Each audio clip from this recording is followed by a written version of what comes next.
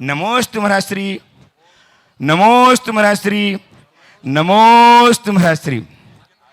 आज के इस कार्यक्रम को मैं सविनय समर्पित कर रहा हूं परम पूज्य संधान सागर जी महाराज के श्री चरणों में, इस भाव से कि गुरुदेव इस कार्यक्रम को, शंका समाधान के इस कार्यक्रम को गति प्रदान करके हम सबके ज्ञानवर्धन में कारण बने। नमोस्तु महाराज श्री, नमोस्तु नमोस्तु नमोस्तु। अपने बीच में आज जबलपुर से शैलेश जी चौधरी यहाँ पर उपस्थित हैं, जो ढूंढायतन ट्रस्टी हैं।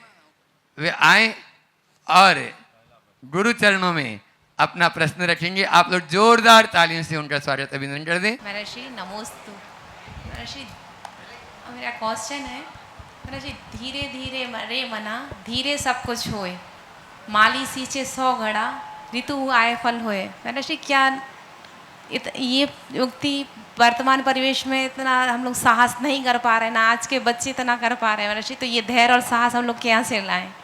देखो, ये बहुत बड़ा सत्य है, सार्वभौमिक सत्य है, और हमें इस सत्य पर विश्वास करना चाहिए।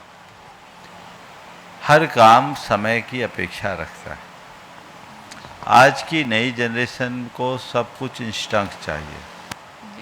उनके अंदर अधीरता बहुत अधिक बढ़ गई, अधीरता और उतावली, जो जीवन में बहुत भयानक नुकसान उत्पन्न करती है। ऐसे लोगों को अपने मन को इसके लिए तैयार रखना चाहिए, और इसके लिए 2 स्तर पर काम करना चाहिए। एक, अपने पिछले अनुभवों को ध्यान में रखते हुए अपने विश्वास को जमाना चाहिए कि काम तो कितना ही हड़बड़ाओ, अपने हिसाब से ही होता है।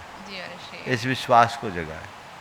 दूसरा, मुझे धीरज रखना है, मुझे धीरज रखना है, मुझे धीरज रखना है, इस प्रकार का आत्म सुझाव देकर अपने मन में स्थिरता लानी चाहिए। नमोस्तु महर्षि, नमोस्तु महर्षि, नमोस्तु। रोबिन जी जैन दिल्ली से पूछ रहे हैं, आपके पीछे हमेशा ये भावना योग का फ्लैक्स क्यों रहता है? अरे, भावना योग का फ्लैक्स रहता है ताकि आपकी भावनाएं जग जाए। प्रवचन तो आपकी भावना जगाने के लिए किया जाता है, तो ये भावना योग है। ये सब अपने आप में अच्छा लगता है। हर जगह मंच बनाने में लोग बहुत परेशान होते थे, पैसे खर्चे होते थे। हमने कहा एक फिक्स कर लो तो कुछ करना ही नहीं पड़ेगा, लोगों को दिमाग ही नहीं लगाना पड़ेगा, और लोगों की भावनाएं खिल जाएगी। मैं आप लोगों से सवाल करता हूँ, ये फिक्स भले हो गया, आपको अच्छा लगता है कि नहीं लगता है ना? महाराज, ये आपके पीछे फिक्स नहीं हुआ, हम लोगों के दिमाग में भी फिक्स हो गया है। हो गया कि नहीं हुआ है? तो बस यही तो चाहिए। अपने बीच में कल भी जिनका नाम नहीं आ पाया था, ऐसे नीरज कुमार जी, प्रोफेसर नीरज कुमार जी हैं, इंदौर। महर्षि, 2 शब्द हैं, अनादि निधन और सनातन। निरुक्ति वास्तविक और रूढ़ी अर्थ में इनकी कृपया के विवेचना करें। महाराज जी, कृपा होगी। धन्यवाद। अनादि निधन का मतलब है जिसका न कोई आदि है न जिसका कोई अंत है, जो अनादि से चला आ रहा है, जो शाश्वत है, वो अनादि निधन है। समझिए, न आदि अनादि, न निधना अनिधना। तो अनादि अनिधन से अनादि निधन हो गया। सनातन शाश्वतता का प्रतीक है, जो सदा से चला आ रहा है, उसका नाम सनातन है। जिसका प्रस्तार शाश्वत है, उसका नाम सनातन है। तो जो सदा से है, शाश्वत है, चला आ रहा है, वो सनातन है। अंतर और समानता है। देखिए, अनादि निधन और सनातन। सनातन हमारे अतीत को स्पर्श करता है, चला आ रहा है और चलते रहेगा।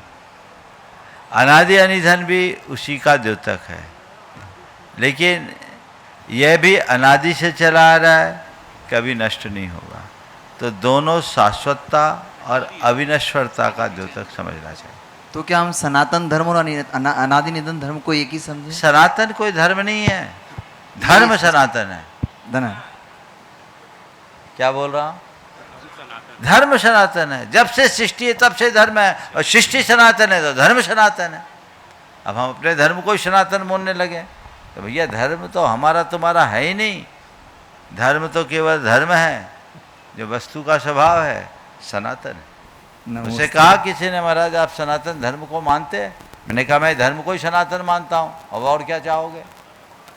तुम अपने धर्म के आगे नाम लगा रहे हो सनातन, पर मुझे मालूम है तुम सनातन के नाम पर तनातन हो। उस सनातन का क्या काम? धर्म को सनातन मान करके चलो जो जीवन को बेहतरी प्रदान कर सके। नमोस्तु महाराज जी। शुभ सचिन जैन इंदौर और तैयार रहेंगे। उसके बाद में अर्पित जी जैन शिविर आरती। मुनीष जी के चरणों में बारंबार नमोस्तु और चुंदक जी के चरणों में इच्छामी। महाराज जी मैंने आपका भावना योग का अटेंड किया, मुझे उसमें बहुत मजा आया। भावना योग का शिविर अटेंड किया। बहुत सुंदर। महाराज जी मेरी शंका ये है कि स्वाभिमान क्या होता है और क्या हमें स्वाभिमानी होना चाहिए? देखो बहुत अच्छा सवाल है ये, पर अभी कुछ दिन पहले भी आया था, पर इस बच्चे ने पूछा इसलिए उत्तर दे देता हूँ। स्वाभिमान स्वाभिमान स्वाभिमान की बात सबके सामने आए है ना। अक्सर लोग अपने अभिमान को ही स्वाभिमान का नाम दे देते हैं। अभिमान और स्वाभिमान में एक बारीक अंतर है जिसे हमें समझना चाहिए। अभिमान का मतलब है सम्मान की चाह और स्वाभिमान का मतलब है अपमान से बचने का भाव। मुझे सम्मान मिले ये अभिमान है और मेरा अपमान ना हो इस जागरूकता का नाम स्वाभिमान है। तो हमेशा अपनी सावधानी रखो जिससे अपनी गरिमा बनी रहे। नमोस्तु महाराज। हितनकर जी जैन, हर्षवर्धन जी जैन गिरिडीह अपने बीच में यहाँ पर उपस्थित हैं। महाराज श्री के चरणों में त्रिबार नमोस्तु नमोस्तु नमोस्तु सभी क्षुल्लक जी को इच्छामि। महाराज श्री क्या ये जरूरी है कि अगर मंदिर पास हो तो भगवान के दर्शन करके ही हमें कुछ खाना चाहिए? क्योंकि भगवान के दर्शन तो दिन में एक बार कभी भी हो सकते हैं। और महाराज श्री क्या मंदिर 2 बार जाने से या एक से ज़्यादा मंदिर के दर्शन करने से ज़्यादा लाभ होता है? भगवान तो सब जगह एक ही हैं, फिर एक मंदिर जाओ या 10 क्या फर्क पड़ता है? मैं सवाल करता हूँ मंदिर जाते क्यों? दर्शन करने। दर्शन क्यों करते हैं? अंदर से शुद्धि आता है, पॉजिटिविटी के लिए। देखो सच्चे अर्थों में मंदिर हम जाते हैं भगवान से मिलने। अब भगवान से मिलने क्यों जाते हैं? क्योंकि हमें भगवान से प्रेम है। प्रेम है कि नहीं है? अब हम तुमसे पूछते हैं जिससे प्रेम हो तुम्हारे बाजू में हो तो तुम उससे मिले बिना रहोगे क्या? नहीं। अब तो चक्कर में आ गए होगे गर्लफ्रेंड वाले, है ना। उम्र तो आई गई। अगर हो तुम्हारी गर्लफ्रेंड हो मान लो और तुम्हारे बाजू में हो तो तुम्हारा मन क्या करेगा? ईमानदारी से बोलना। से मिलने का। बार बार मिलने का? हाँ। एक बार मिल लेते बहुत है। नहीं। क्यों? अरे बाजू में ही तो चलो तो 2 मिनट मिल लेते हैं, है ना। क्यों मिलने की इच्छा होती? क्योंकि तुम्हारे मन में उसके प्रति प्रेम है। जिससे प्रेम होता है उससे बार बार मिलने का जी होता है। अगर तुम्हारे मन में भगवान के प्रति प्रेम होगा ना तो बार बार मंदिर जाने का जी होगा। जाने का जी क्या, उठ के आने का जी नहीं होगा। फिर सवाल करते 1 बार जाए कि 2 बार जाए कि 4 बार जाए। हकीकत यह है कि तुम मंदिर जाते हो अपनी मम्मी के कहने पे, पापा के कहने पे, तुम्हारा प्रेम ही नहीं जगा। तुमको ठेल के मंदिर भेजा जाता है। भगवान से नेह लगाओ, भगवान से प्रेम करो। वो मंदिर में कोई मूर्ति नहीं है, भगवान है ऐसा सोचो और उनसे जा कर के ऐसी प्रार्थना करो जो हमारे जीवन को सुंदर बना सके, तो आनंद है। ठीक है, बहुत सुंदर। हाँ हर्षवर्धन। महाराज जी के चरणों में त्रिबार नमोस्तु नमोस्तु नमोस्तु और सभी क्षुल्लक जी को इच्छामि इच्छामि इच्छामि। महाराज जी मेरा प्रश्न ये है कि हमें हर बार कहा जाता है कि हमें जॉब लेने वाला नहीं जॉब देने वाला बनना चाहिए। तो महाराज जी हमें अपने अंदर ऐसे कौन सी स्किल्स को इनकलकेट करनी चाहिए जिससे कि हम उस अथॉरिटेटिव पोजीशन पे पहुंच के कभी भी फेल ना हो, और वो स्किल्स कैसे अपने अंदर इनकलकेट किया जाए? देखो सबसे पहली बात तो कोई एक स्किल की मतलब बात नहीं है। तुम जिस क्षेत्र में जा रहे हो उसकी महारत होनी चाहिए। सब प्रकार के स्किल्स जीवन में होने चाहिए। कला और गुणों का विकास होना चाहिए। साथ ही सब में सब गुण नहीं होते, तो जो मेरे स्वाभाविक गुण हैं मुझे उसको निखारना चाहिए। फिर दूसरी बात, मेरी जो पृष्ठभूमि है, मेरा जो बैकग्राउंड है, मुझे उसको ध्यान में रखना चाहिए और उस स्किल को अपनी तरफ से आगे बढ़ाना चाहिए। तीसरे लेवल पर ऐसे कला गुणों को ध्यान में रखना चाहिए जिसके प्रति आज लोगों का व्यापक रुझान है, जिसको सब लोग पसंद करते हैं। ऐसे कला गुणों को अगर ध्यान में रख करके चलोगे तो हमारा कौशल विकसित होगा और हमें किसी की नौकरी करने की नौबत नहीं आएगी, अपितु हम लोगों को नौकरी देने में समर्थ हो जाएंगे। ठीक है, नमोस्तु महाराज। महाराज जी, मेरा क्वेश्चन एक्चुअली ये है कि मैं प्रॉपर तो वैसे भोपाल से हूँ, बट बॉम्बे लोकेशन पे मेरी जॉब है। मैंने वहाँ पर एक कल्चर मीन्स देखा है कि काफ़ी लोग जो है वहाँ पे अपने 10 से 12 घंटे ऑफिस टाइम पे स्पेंड करते हैं और वो अपने मीन्स डिप्रेशन या फिर अपने कुछ मेडिकल इशू के कारण वो अपना लाइफ या इसमें स्पेंड नहीं दे पा रहे हैं। तो ऐसे आप अपने तरफ से कुछ मार्गदर्शन दीजिए कि जिनसे उनके लाइफ में कुछ बदलाव हो और उनको कुछ एक मोटिवेशनल चीज़ मिले उनके। देखो, महानगरों का जीवन तो ऐसा होता ही है, वहाँ भागम भाग आपाधापी बहुत ज़्यादा है और उसके परिणाम स्वरूप स्ट्रेस तो आएगा ही। अब उससे बचने के लिए क्या करें? तो उससे बचने के लिए एक ही उपाय है, स्पिरिचुअलिटी से जुड़ो, आध्यात्मिकता से जुड़ो, धर्म से जुड़ो, जो अपने जीवन में एक प्रकार का संतुलन प्रकट कर सके। लोगों को भावना योग का अभ्यास करना चाहिए। यदि लोग भावना योग करने लगे तो उनके जीवन में बहुत बड़ा बदलाव घटित हो सकता है। वो अपने जीवन को रूपांतरित भी कर सकते हैं, जीवन की बेहतरी का वो आधार भी बन सकता है। सतत भावना योग करेंगे, जीवन आगे बढ़े। महाराज जी, मेरा एक और है। मैं एक्चुअली ये विद्यासागर इंस्टीट्यूट से पास आउट हुआ हूँ आज से 4 साल पहले और यहीं से मैंने MBA किया था और अभी मेरी मैं अभी यस बैंक डिजिटल बैंकिंग में एज अ प्रोडक्ट मैनेजर हूँ।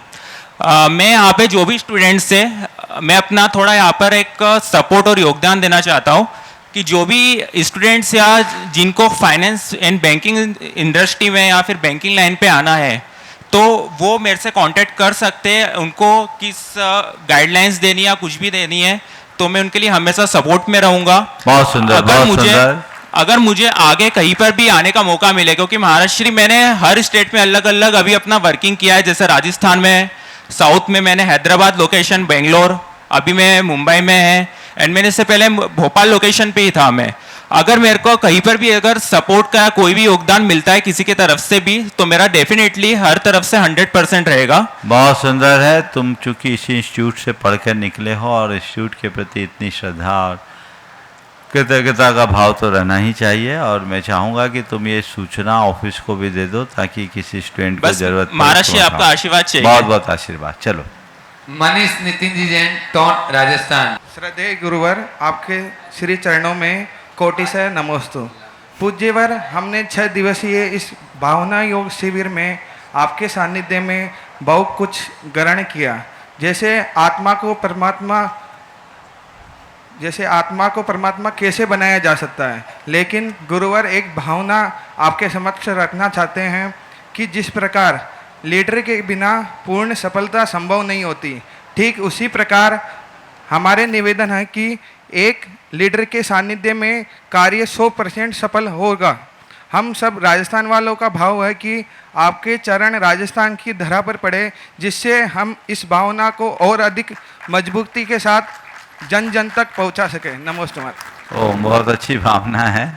भावना भाव जब योग बनेगा तो फिर मौका मिलेगा। एक बार तो हम राजस्थान होके आई हैं, लगातार 3 वर्षों तक राजस्थान में रहे, फिर भावना भाव। चलो, हाँ, एक प्रश्न और कर लें। JSP पुणे।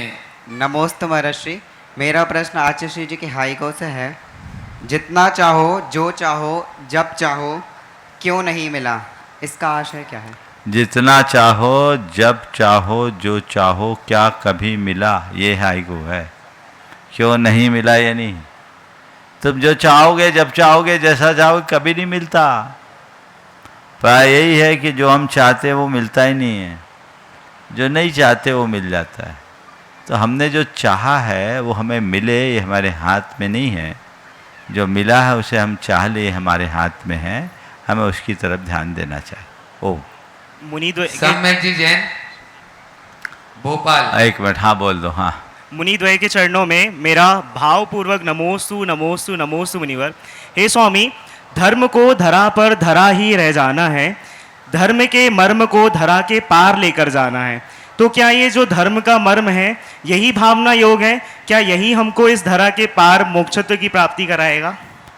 धर्म का मर्म भावना योग नहीं है। भावना योग करोगे तो धर्म के मर्म को पालोगे। समझ गए? बहुत सुंदर। चलिए। नमोस्तु मुनिवर। महाराज श्री समय जी जैन भोपाल। महाराज जी को नमोस्तु एवं क्षुल्लक जी को इच्छामि।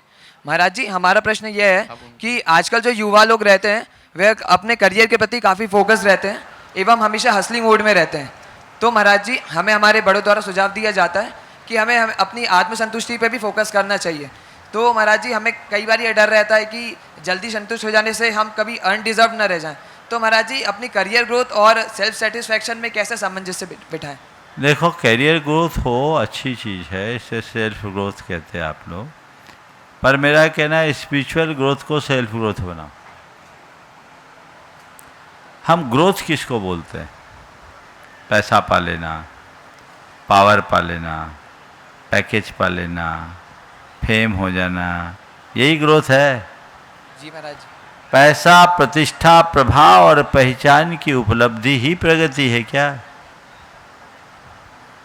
कि इन सब के साथ मन की प्रसन्नता को टिकाए रखना हमारे जीवन की प्रगति क्या है? बोलो। जी महाराज। हाँ महाराज जी, सेटिस्फेक्शन होना भी जरूरी है, पर महाराज जी सुनो तो, सेटिस्फेक्शन होना भी जरूरी है ये नहीं, सेटिस्फेक्शन ही सबसे ज़्यादा जरूरी है। तुम दुनिया के शहंशाह भी बन जाओ और तुम उससे सेटिस्फाइड नहीं हो तो उसका कोई अर्थ है? नहीं महाराज। और तुम्हारे पास कुछ नहीं है पर सेटिस्फेक्शन है तो क्या कोई कमी है? नहीं महाराज जी, हैप्पी माइंड। तो एक्चुअल अचीवमेंट क्या है? सेटिस्फेक्शन। और सुनो, अभी मैंने एक वाक्य का प्रयोग किया, स्पिरिचुअल ग्रोथ को सेल्फ ग्रोथ का आधार बनाओ। एक व्यक्ति है सेल्फ ग्रोथ मांगता है और इस मृग मरीचिका में अंधी दौड़ में दौड़ता है, आपाधापी में उलझ के रहता है। और एक आदमी है जो स्पिरिचुअलिटी से जुड़ा हुआ है, वो अपने हिसाब से काम करता है और उसके रिजल्ट को लेकर सेटिस्फाइड होता है, उसमें सेटिस्फेक्शन होता है। वो एफर्ट पूरा करता है पर रिजल्ट को लेकर के थोड़ी भी चिंता नहीं करता है। और वो जब काम करता है तसल्ली से तो परिणाम आता है आनंद का। काम तसल्ली से करो तो परिणाम भी तुम्हें तसल्ली देगा। काम में अगर तुम व्यग्र रहोगे, तनावग्रस्त रहोगे तो परिणाम भी व्यग्रता और बेचैनी का ही होगा। समझे? जी महाराज। इसलिए आज के इस दौर में जो बातें सिखाई पढ़ाई जाती है वह एक प्रकार की भटकन है, उससे बचो। मैं सबसे कहता हूँ प्रयास करो, परेशान मत हो। सेल्फ ग्रोथ क्या है? दो तरह की ग्रोथ होती है। पहले कभी रेडियो ट्रांजिस्टर देखा होगा, आजकल चलती है नहीं चलती नहीं मालूम। ट्रांजिस्टर आजकल चलता है कि ख़त्म हो गया? टेक्नोलॉजी पुरानी हो गई। पर ट्रांजिस्टर में पहले एरियल लगाया जाता था, है ना, उसको खींच दे तो तुरंत बड़ा हो जाता था। ये ग्रोथ है, फट से लंबा हो गया, है ना? जी महाराज जी। तो एक एरियल की ग्रोथ है और एक पेड़ की ग्रोथ है। पेड़ की ग्रोथ कैसे होती है? पेड़ जितना ऊपर जाता है उसकी जड़ें भी उसी अनुपात से नीचे जाती है ना? जी। हाँ जी महाराज जी। तो ध्यान रखना, स्पिरिचुअलिटी के साथ यदि सेल्फ ग्रोथ होगा तो पेड़ जैसा ग्रोथ होगा, और स्पिरिचुअलिटी के बिना जो तुम्हारी ग्रोथ होगी वह केवल एरियर की तरह खींच दो, मिलना कुछ नहीं है, कब सिमट जाए। इसलिए जड़ से जुड़कर चलो। नमोस्तु महाराज। हे चलते फिरते तीर्थ जन जन के संत गुरुवर प्रमाण सागर जी के चरणों में सौम्या रहवासी संघ का बारंबार नमोस्तु नमोस्तु नमोस्तु। हे गुरुवर, सौम्या पार्कलैंड के रहवासी जैन हम सभी एक निवेदन लेकर के आपके समक्ष आए हैं और मैं माइक देता हूं हमारे नागेंद्र शर्मा जी जो पत्रकार एडिटर हैं उनको, कि आपके चरणों में एक निवेदन हम सभी की ओर से रख रहे हैं। आदरणीय नागेंद्र शर्मा जी। नमोस्तु महाराज जी, मैं नागेंद्र शर्मा सौम्या पार्कलैंड अवधपुरी की तरफ से सभी वहाँ जो निवासी हैं उन सब की तरफ से आपके चरणों में एक तो प्रणाम प्रेषित करता हूँ, और आपसे ये मेरी निवेदन है, प्रार्थना है कि कृपया आप हमारे परिसर में पधारें, आपके मंगल वचन हम लोगों को भी मिले, आपका मार्गदर्शन पूरे सौम्या पार्कलैंड रहवासियों को मिले, जिस तरह से अवधपुरी में आप लोगों को मार्गदर्शन दे रहे हैं। कृपया हमारे यहाँ भी पधार कर हमारा भी मार्गदर्शन करें। नमस्ते। बहुत उत्तम भावना है। हालांकि मेरे ख्याल से सौम्या पार्कलैंड ज़्यादा दूर तो नहीं होगा, नहीं है पास, आप लोग तो आते ही हो, बाजू में ही हैं, फिर भी आपने भावना भाई है और प्रगाढ़ भावना भाव। हम तो इतना ही जानते हैं कि अच्छे मन से भाई गई भावना जरूर फलती है। आप लोग अपनी भावना बना के रखो और जैसा कार्यक्रम सेट होगा हम देखेंगे। बंधु, अभी तो आगामी 16 तारीख को एक बहुत विशिष्ट कार्यक्रम यहाँ पर है, आप सबको जानकारी में है कि श्री विद्या प्रमाण गुरुकुलम की स्थापना यहाँ हो गई। यहाँ छात्रावास पूरी तरह से तैयार हो गया और बच्चों का नामांकन भी हो गया, प्रक्रियाएं पूरी हो गई। आगामी 16 जून को बच्चे पहली बार विद्यालय जाएंगे और 16 जून को यहाँ कार्यक्रम रखा गया है, गुरुकुल प्रवेश महोत्सव। यह प्रातःकाल 5:20 से 7 बजे तक का एक बृहद आयोजन यहाँ पर है। मैं सभी लोगों से कहना चाहूँगा, बच्चे और उनके अभिभावक तो रहेंगे ही, पर इस ऐतिहासिक घड़ी की साक्षी बनने के लिए पूरा भोपाल यहाँ रहना चाहिए। आप खूब उत्साह के साथ, गाजे बाजे के साथ, उसकी पूरी प्रक्रिया है, विधि विधान से बच्चों को यहाँ से भेजें ताकि बच्चों का मनोबल भी बढ़े, आपके आशीर्वाद भी उन पर फले और समाज में एक अच्छा संदेश भी जाए। तो 16 तारीख का कार्यक्रम तो यहाँ है ही, बीच में कोई कार्यक्रम बनेगा, बैठ के बात कर लेंगे। बहुत बहुत आशीर्वाद। महाराष्ट्री समिति के साथ साथ में रहवासी संघ की मंदिर समिति की करुणा भाभी और उनकी पूरी टीम भी आई है, जो श्रीफल चढ़ा करके आपका आशीर्वाद ले रही हैं। और इसी संदर्भ में महाराष्ट्री एक प्रश्न भी है, एक शंका है कि कबीरदास जी कह गए हैं कि जात ना पूछो साधु की पूछ लीजिए ज्ञान, और मोल करो तलवार का पड़ी रहन दो म्यान। आज के इस समसामयिक परिवेश में इसका क्या महत्व है? क्या ये उनका जो विचार है आज भी महत्वपूर्ण है? मार्ग निर्देशित करें। जात न पूछो साधु की पूछ लीजिए ज्ञान, मोल करो तलवार का पड़ा रहन दो म्यान। हमें तलवार का ही मूल आंकना चाहिए, म्यान का नहीं। और साधु किसी एक जाति, एक वर्ग विशेष का नहीं होता। साधु एक साधक होता है और वह पूरी मानवता के लिए समर्पित होता है।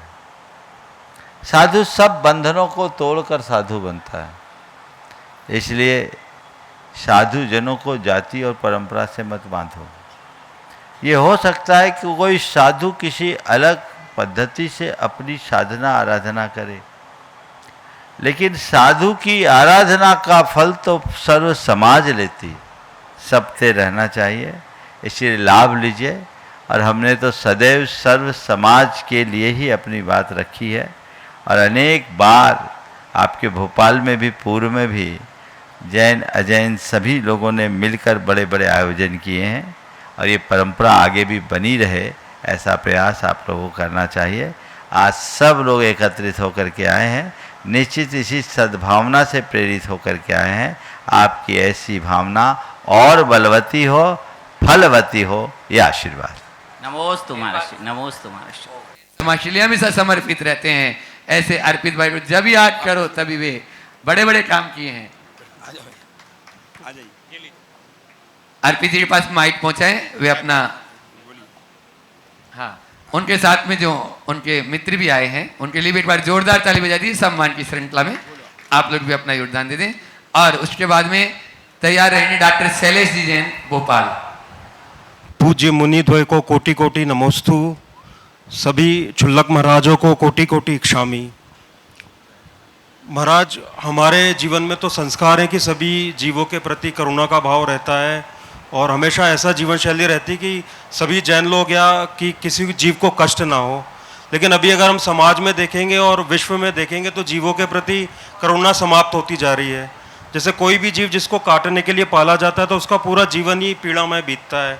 एक मुर्गी है, वो फार्म हाउस में पैदा होती है, छोटे छोटे पिंजरों में जाती है और जाके वो कट जाती है। तो ना सिर्फ जीव हत्या बल्कि करुणा की हत्या हो रही है। तो महाराज जी, मैं बस यही जानना चाहूँगा कि हम छोटे स्तर पर तो प्रयास करते हैं कि जितना जीव दया की प्रवाह ना हो, लेकिन ऐसा क्या करें कि क्रांतिकारी रूप से पूर्ण विश्व में जीवों के प्रति जो उनके प्रति जो कष्ट हो रहे हैं या उनके प्रति जो करुणा के भाव की समाप्ति हो रही है उसको हम समाप्त कर पाएँ। नमस्ते महाराज। पहले तो मैं चाहूँगा अर्पित जी का आप सब जोरदार करतल ध्वनि से अभिनंदन करें। ये हमारे समाज के एक वरिष्ठ IPS अधिकारी हैं। मेरे पास तो पहली बार आए, पर मिलने के बाद लगा कि ये अधिकारी बाद में हैं, एक श्रद्धालु श्रावक पहले हैं। और मुझे ये सुनकर बड़ी प्रसन्नता हुई कि ये नित्य स्वाध्याय भी करते हैं। एक IPS अधिकारी गुड़गांव में SP के पद पे है ना, डिप्टी कमिश्नर पुलिस के पोस्ट पे अभी गुड़गांव में पदस्थ है। पुलिस के नौकरी कितनी व्यस्तता भरी होती है, लेकिन एक पुलिस अधिकारी भी स्वाध्याय के लिए वक्त निकालता है तो सुन कर के मन बड़ा प्रमोदित होता है। अभी इन्होंने बताया महाराज मैं स्वाध्याय कर रहा हूँ और आपकी भक्तामर की पुस्तक पढ़ रहा हूँ। ये भावना है तो मैंने इनको कुछ पुस्तकें और भी दे दी, बोले ये और पढ़ो। ये भावना लोगों को रखनी चाहिए और लोगों को प्रेरणा लेनी चाहिए कि यदि हमारी प्रायोरिटीज सुनिश्चित हो जाए तो व्यस्तता कभी बाधा नहीं बनती। आपने जो सवाल किया वो बहुत अर्थपूर्ण है। वर्तमान में आपने कहा करुणा की हत्या हो रही, इसकी जड़ क्या है? इसकी जड़ एक ही है, संवेदनहीनता की वृद्धि। संवेदना दिनों दिन क्षीण होते जा रही है, लोग घोर असंवेदनशील होते जा रहे हैं। हमें चाहिए कि हम हर व्यक्ति के हृदय में प्राणी मात्र के प्रति संवेदना जगाएं। ये एक आध्यात्मिक क्रांति के बदौलत ही संभव है। कानून से ये सब चीजें नियंत्रित नहीं हो सकती। भगवान महावीर ने जो आत्मशाम्य की बात हम सबके लिए कही, आया तुला पयाशु, सबको अपने समान देखो की भावना, ये जो भगवान ने हम सबके लिए दी, तो वो भावना हम व्यक्ति के हृदय में जगाएं कि जैसे मेरी आत्मा है वैसे अन्य प्राणियों की भी आत्मा है, जैसे मैं जीना चाहता हूँ वैसे ही अन्य प्राणी भी जीना चाहते हैं, जैसे मुझे सुख प्रिय है संसार के अन्य प्राणियों को भी वैसे ही सुख प्रिय है, जैसे मैं मरना नहीं चाहता तो संसार के अन्य प्राणी भी मरना नहीं चाहते। इसलिए मेरा एक कर्तव्य है कि जियो और जीने दो। सह-अस्तित्व की भावना का ये सबसे ज़्यादा व्यवहारिक रूप है। जैसे जैसे सह-अस्तित्व की भावना विकसित होती है, संवेदनशीलता व्यापक होने लगती है, और जब हमारी संवेदना व्यापक होती है तो हमारे जीवन में अहिंसा और करुणा के स्रोत फूटने लगते हैं।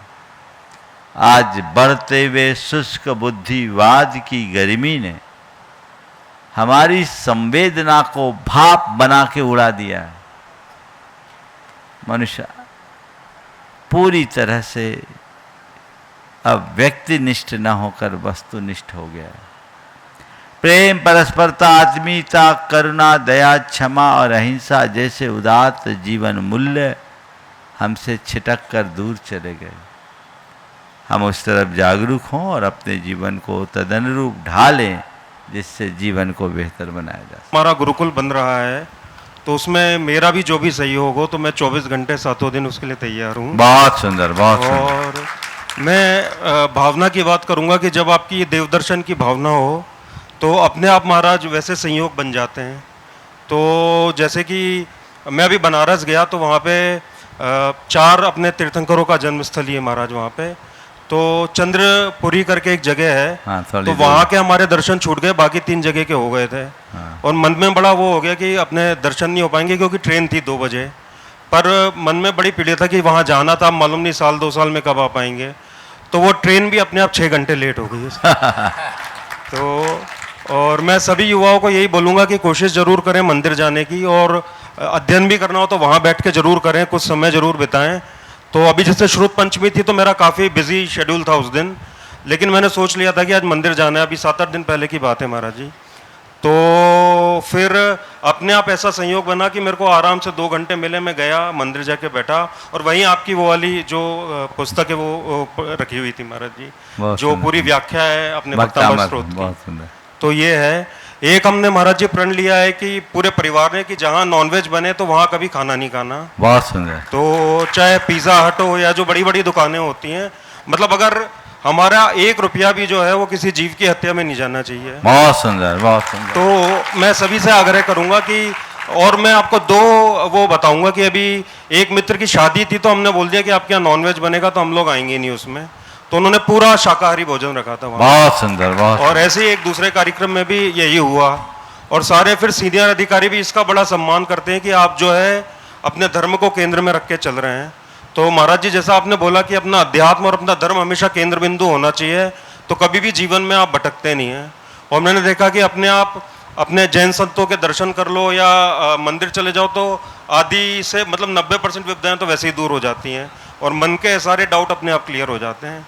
तो बहुत ये जरूर हम लोग अपने जीवन में जो है धर्म को स्थान दें, और सामाजिक रूप से भी वो धर्म दिखना चाहिए, तभी लोग उससे प्रेरित होते हैं। बहुत सुंदर। देखिए अभी अर्पित जी की बात आपने सुनी, मुझे इनकी एक बात बहुत गहरे तक प्रभावित की। इन्होंने कहा किसी नॉन वेज होटल में नहीं खाना बहुत मामूली बात है आम लोगों के लिए, हम नहीं खाते, लेकिन उसके पीछे की भावना बहुत कम लोगों को होती। मेरा 1 रुपया भी किसी जीव की हत्या में नहीं लगना चाहिए, ये अंदर की संवेदना प्रकट होती है तब होता है। अरे क्या हो रहा है, हम थोड़ी खा रहे हैं, ये जो सोच है बदलनी चाहिए। हमारे समाज के संभ्रांत लोगों में ये चेतना जगनी चाहिए। आज भी हमारे समाज के ज्यादातर संभ्रांत घरानों का वैवाहिक कार्यक्रम ऐसे ही 5 सितारा होटलों में होता है जहां नॉनवेज परोसा जाता है। और कई बार तो ऐसे कि जहां आपका विवाह हुआ 4 घंटे पहले दूसरे का विवाह हुआ, वहां नॉनवेज परोसा गया, कई प्राणियों की कराह वहां गूंजती होगी। आप एक सिद्धांत बनाइए, आप सच्चे अहिंसा प्रेमी हो तो, आपके अंदर प्राणियों के प्रति संवेदना है तो इस बात को अपने अंतस में गहरे तक बिठाइए कि मेरा 1 पैसा भी किसी भी जीव हत्या के लिए नहीं खपना चाहिए। अंदर बिठाल दीजिए। और युवाओं से भी मैं कहना चाहता हूं, प्रेरणा लो। अमित भाई तो, अर्पित भाई तो पूरा युवा है, और आप देख सकते हैं एक इतना वरिष्ठ अधिकारी, आईपीएस अधिकारी, लेकिन निष्ठा प्रबल हो तो रास्ता अपने आप निकलता है। इस व्यक्ति के विवाह में न जाने से पूरे विवाह का भोज ही शाकाहारी बन गया। कितना बड़ा काम। एक बात मैं दोहराऊंगा, तुम सोचते हो व्यवहार न बिगड़े, मैं चाहता हूं जीवन न बिगड़े। सोच बदलो। मेरा व्यवहार बिगड़ जाए तो बिगड़ जाए, जीवन नहीं बिगड़ना चाहिए, धर्म नहीं बिगड़ना चाहिए, मेरी श्रद्धा खंडित नहीं होनी चाहिए। जब तक तुम्हारे अंतरंग में ऐसे भाव नहीं आएंगे, जीवन का कभी उद्धार नहीं होगा। इसलिए सभी को अपनी आस्था गहराई बनानी चाहिए। आत्ममुग्धता से ऊपर उठिए, धर्म के मर्म को आत्मसात कीजिए, तब आप कुछ कर पाएंगे। अन्यथा नहीं। इनकी श्रद्धा थी। 5 बजे मेरे पास आए थे, 8:30 बजे इनको जाना है। मैंने ऐसी बात कही कि शंका समाधान में रुकोगे क्या? बोले 8:30 बजे तो जाना है, पर कितने बजे से? हमने कहा 6:20 पे। मैं लौट के आ जाता हूँ 6:20 पर। ये व्यक्ति 6:20 पर डाट आ गए। मैंने देखा यह है लगन कि मैं आया हूँ गुरु के पास, दुर्लभता से आया हूँ तो उनके 2 वचन भी सुनो। यद्यपि वो चाहते तो मुझसे उनकी मुलाकात हो गई थी, पेट भर सकता था। आम आदमी थोड़े में तृप्त होता है, पर श्रद्धालु तो चातक की तरह पिपासु बना रहता है। जितना मिल सके उतना ग्रहण करो। ये भाव अपने अंतरंग में जगाना चाहिए। आज अर्पित भाई से मिलकर मुझे बहुत प्रसन्नता हुई। इनके आगे पीछे के तो बहुत लोग मेरे पास आते रहे, बहुत वरिष्ठ IAS IPS IRS अधिकारी मेरे पास आते हैं, लेकिन अर्पित को देखकर लगा कि ये व्यक्ति बहुत धर्मनिष्ठ व्यक्ति है और ऐसे व्यक्ति का उपयोग करके समाज हित में बहुत अच्छे काम किए जा सकते हैं। मैंने आपका नंबर अपनी डायरी में अंकित कर लिया है। अर्पित भाई, तुम जैसे लोगों की मुझे हमेशा तलाश रहती है, अब हमेशा तैयार रहना। बहुत बहुत आशीर्वाद। और चूंकि उनकी ट्रेन है, यदि वो जाना चाहें बैठें। ठीक, बहुत बढ़िया। एक बार जोरदार जोरदार ताली बजा दीजिए। और मैं चाहूंगा ऐसे ही पवित्र हाथों, जैसा अर्पित भाई की अभी गुरुदेव भी एक यानी जिसको कहें कि गुरु जिनका नाम पुकारे, ऐसे भक्त भी बड़े निराले होते हैं। और अर्पित भाई के हाथों से आज महाराज श्री जी का एक हाथ से बना हुआ चित्र ओम प्रकाश जी ने बनाया है, जो अभी गुणायतन में बहुत अच्छा कार्य कर रहे हैं। वो अभी उपस्थित तो नहीं है खुद तो, लेकिन आपकी तालियां वहां तक उपस्थित जरूर हो जानी चाहिए। अर्पित जी और विनीत जी डोदा, और यदि संदीप जी डोदा मेरी आवाज़ सुन रहे हों वे भी आ जाएं। 1 मिनट। हाँ, और चाहूँगा सिंगापुर से अपने बीच में इसमें, हाँ, वे भी साथ दे रहे हैं। ये महाराज जी का हाथ से बनाया हुआ चित्र है। ये ओम जी अभी यहाँ पर उपस्थित तो नहीं, राजस्थान से वे गुणायतन में स्वर्ण कार्य कर रहे हैं। यहाँ पे संदीप जी डोदा, विनीत जी डोदा उपस्थित हो चुके हैं, जो गुणायतन श्री विद्या प्रमाण गुरुकुलम के अध्यक्ष है। और मैं चाहूँगा श्री विद्या प्रमाण गुरुकुलम की पूरी टीम थोड़ा सा फास्ट आ जाए। और आज सुबोध जी नगर निगम, विकास जी अजमेरा, अनुभव जी सराफ महामंत्री, रवि जी मड़वैया, सभी आ जाएं एक बार। और आप लोग जोरदार इन सभी के लिए जोरदार ताली बजा दीजिए, जो इनका टाइम निश्चित है। ये लोग 7 बजे आते हैं तो सही है। आप लोग जोरदार आज अपने बीच में अर्पित जी आए हुए हैं, और महाराज श्री जी ने अभी जो बताया आप लोग सुनना। अर्पित जी ने जो किया है वो आप सबके, हम सबके लिए अनुकरणीय है निश्चित रूप से। एक बार जोरदार जोरदार ताली बजाते हुए स्वागत, अभिनंदन। और इसी श्रृंखला में, और यह है तस्वीर भी यहाँ मंदिर जी के लिए समर्पित की है, पूज्य महाराज श्री जी की। अब चाहूंगा जो आयुर्वेद से MD अपने बीच में, जो शिविर में शिविरार्थी भी हैं, ऐसे डॉक्टर शैलेश जी अपना प्रश्न करें। नमोस्तु भगवान। महर्षि, विगत 5 दिवसों से हमने भावना योग शिक्षक प्रशिक्षण शिविर में भावना योग के गुण रहस्यों को आत्मसात किया, भावना योग को किया व आपकी चरण सन्निधि को प्राप्त किया। महर्षि, मैं पूछना यह चाहता हूं कि आगामी 21 जून को अंतर्राष्ट्रीय योग दिवस है। हम सभी योग साधकों की इसमें, भावना योग साधकों की इसमें क्या भूमिका होनी चाहिए? हमें कैसे अंतर्राष्ट्रीय योग दिवस मनाना चाहिए? देखिए, बहुत प्रसन्नता का विषय है। आज भावना योग का ये शिविर समापन की ओर है, कल समापन होगा। और मुझे बहुत बेहद प्रसन्नता है कि इस बार शिविर में आप लोगों ने जिस तरह का उत्साह दिखाया वो अनुकरणीय है। हर बार के शिविर में संख्या ज़्यादा होती, वो एक अलग अनुभूति, पर इस बार शिविर सामान्य लोगों के लिए न होकर के प्रशिक्षकों के लिए शिविर था। और मुझे ये देखकर बहुत प्रसन्नता है कि इतने सारे लोग लगातार 6 दिन का समय निकाल कर यहाँ आए, वह भावना योग का और लोगों को प्रशिक्षण देने के लिए। और आप लोगों ने बहुत गहराई से भावना योग को समझा है, आत्मसात किया है। ऐसे ही सीखते रहें, समझते रहें। आगे भावना योग के विषय में मेरे मन में और कुछ कार्यक्रम है, वो भी मैं आज बता देना चाहता हूँ। जितने शिविरार्थियों ने अभी ये सब चीज़ें सीखी है, इसके अलावा जो लोग नहीं आ पाए, क्योंकि हर किसी को 6 दिन का समय निकाल पाना कठिन है, तो आने वाले दिनों में 2, 3, 4 दिन के अंदर एक कार्यक्रम आप सबके बीच जाएगा। ऑनलाइन 21 दिन के भावना योग का कार्यक्रम होगा, जो सप्ताह में 2 या 3 दिन होगा। और वो आपको पूरी पुस्तकें जो यहाँ आज प्रकाशित हो गई है और भी आएगी, वो पुस्तकें आपको ऑनलाइन उपलब्ध की जाएगी। आप डिजिटली भी उन पुस्तकों का उपयोग कर सकेंगे।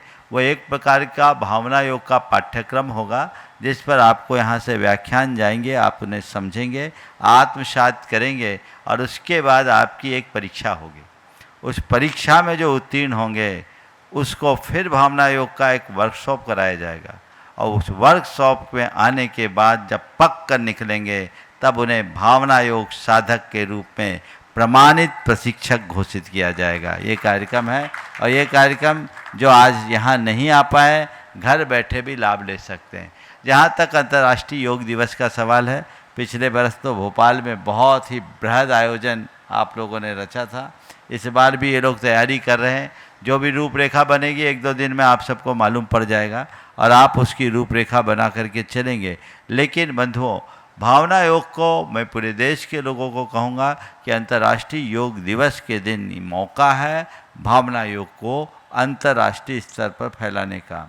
तो जो लोग भावना योग की उपयोगिता को समझते हैं, जो लोग चाहते हैं कि यह भावना योग जन जन के लिए प्रयोग सिद्ध हो, तो वे सभी लोग भावना योग अपने अपने स्तर पर 21 जून को जरूर कराए, सामूहिक रूप से कराए, और सार्वजनिक स्थानों पर कराए। केवल जैनों तक सीमित न रखे, तो एक बहुत बड़ी प्रभावना होगी। और जो लोग भी अपने स्तर पर भावना योग कहीं पर भी कराते हैं, तो उसकी सूचना प्रमाणिक ऐप के माध्यम से जरूर दें, ताकि पता लग सके देश में कितने स्थानों पर सामूहिक रूप से भावना योग संपन्न हुआ है। यहाँ के कार्यक्रम की रूपरेखा बन रही है, 1-2 दिन में वो भी आप सबके बीच प्रकट हो जाएगी। सभी को बहुत बहुत आशीर्वाद है, ऐसे ही लगे रहें। सुदर्शन जी जैन पिंडरई अपने बीच में यहाँ पर उपस्थित है। और गुरुदेव नमस्तु नमोस्तु नमोस्तु। गुरुदेव, आपके अनन्य भक्त चास रोड में नीलकमल परिवार के वैवध्य श्याम सुंदर जी का देहावसान हो गया है। पूरा परिवार आपके चरणों में बारंबार नमोस्तु करते हुए आश्रय आत्मा संबल प्राप्त करना चाहता है। नमोस्तु गुरुदेव, नमोस्तु नमोस्तु। देखिए, आज सुन करके मैं भी एक पल को स्तब्ध रह गया। श्याम सुंदर पहाड़िया झारखंड बिहार का एक बड़ा प्रतिष्ठित नाम, हमारे समाज का एक स्तंभ, सभी संस्थाओं से जिनकी बहुत गहरी संबद्धता, देव शास्त्र गुरु के प्रति अनुरक्त, हमारे साथ उनका व्यक्तिगत बहुत प्रगाढ़ जुड़ाव था पूरे परिवार का। मैं 3 दिन उनके निवास में ही प्रवास करा जब पहली बार गया था। तो चास में जो मंदिर बना है वो इनके ही प्रयासों से बना। इनके पिताजी का जैन समाज के लिए बहुत प्रगाढ़ योगदान रहा है, और परम पूज्य गुरुदेव के भी अनन्य अनुरागी थे। आज काल ने उन्हें हम सबसे छीन लिया। काल बलि के आगे किसी की नहीं चलती। एक दिन जाना तो सबको है, पर कब किसके साथ क्या घटना घट जाए ये कहा नहीं जा सकता। इसलिए कब किसकी बारी आ जाए, कब किसकी कहानी पूरी हो जाए, कोई नहीं जान सकता। आज श्याम भाई की ये कहानी पूरी हुई। मैं ऐसी घड़ी में पूरे परिवार को कहता हूँ, जाने वाले को कोई नहीं रोक सकता, लेकिन उनके आदर्शों को आत्मसात करके हम अपने जीवन को जरूर आगे बढ़ा सकते हैं। विपत्ति की इस घड़ी में धैर्य ही हम सबका एक आलंबन है। सभी को धैर्य रखना चाहिए, और धैर्य रखकर धैर्य धारण करते हुए अपने मन को संबल बनाए। ये समझिए, समय घाव करता है तो समय ही घाव भरता है। किसी व्यक्ति का स्थान तो कोई नहीं ले सकता, लेकिन ये हमें मान करके चलना चाहिए, कोई भी संयोग शाश्वत नहीं है। सर्वे संयोगः विप्रयोगान्ता, हर संयोग वियोगमय होते हैं, तो ये संयोग वियोग में परिवर्तित हो सकते हैं। मैं पुनः पूरे परिवार को अपना आशीर्वाद देता हूँ कि इस विपत्ति की घड़ी में धैर्य रख करके चले, और ऐसे समय में मोह भाव को जगाने की जगह ज्ञान भाव को प्रकट करे, शोक का निमित्त बनाने की जगह इसे वैराग्य का निमित्त बनाए और इस घटना को एक चुनौती मानकर अपने जीवन का पथ प्रशस्त करे। इसी आशीर्वाद के साथ मैं विराम लूँगा।